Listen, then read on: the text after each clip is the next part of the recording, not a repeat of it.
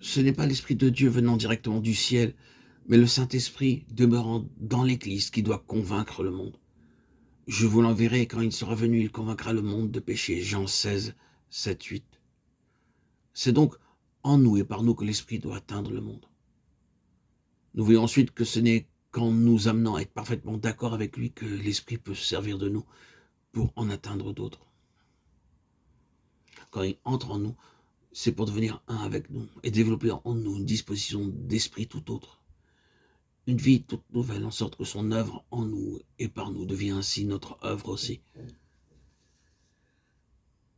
Ceci est une grande importance pour convaincre le monde de péché.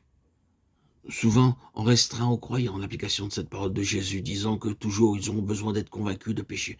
Et en effet, jusqu'à la fin, l'Esprit fondera sur cette base son œuvre de sanctification et de vie nouvelle en eux.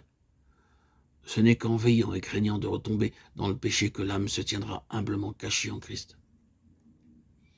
Sa seule force est sûreté. Et plus le Saint-Esprit lui communiquera la vie et la sainteté de Christ, plus aussi elle sentira la culpabilité du péché. Cependant, ces paroles signifient plus encore.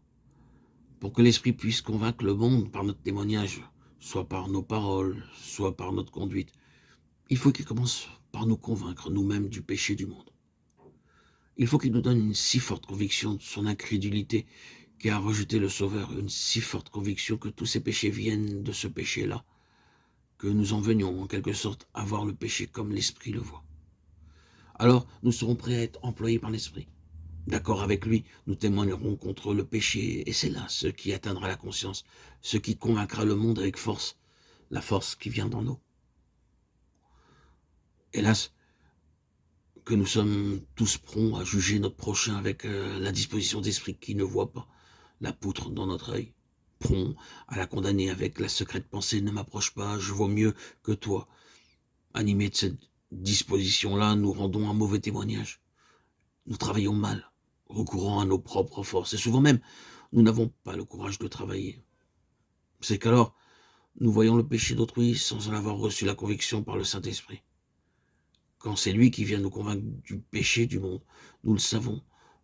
Aux deux indices que voici, d'abord, nos propres appréciations s'effacent devant la jalousie que nous éprouvons pour Dieu et pour sa gloire, et nous avons une véritable étang de sollicitude pour le coupable. En outre, une foi vive et profonde nous fait croire à la possibilité de son affranchissement. Chaque péché se relie pour nous à l'état de péché du monde entier et nous fait mieux comprendre la croix. Le péché nous paraît alors indiciblement odieux, et par sa culpabilité envers Dieu et par ses redoutables conséquences pour le pécheur. Nous le voyons condamné par Dieu, puis expié, ôté, vaincu par Jésus.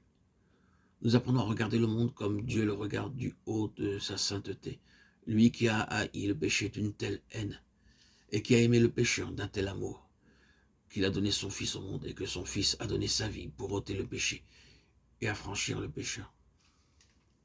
Oh, que Dieu donne à ses enfants une véritable et profonde conviction du péché du monde, de son péché principal, celui d'avoir rejeté Christ. L'Esprit pourra alors se servir d'eux pour convaincre le monde de péché.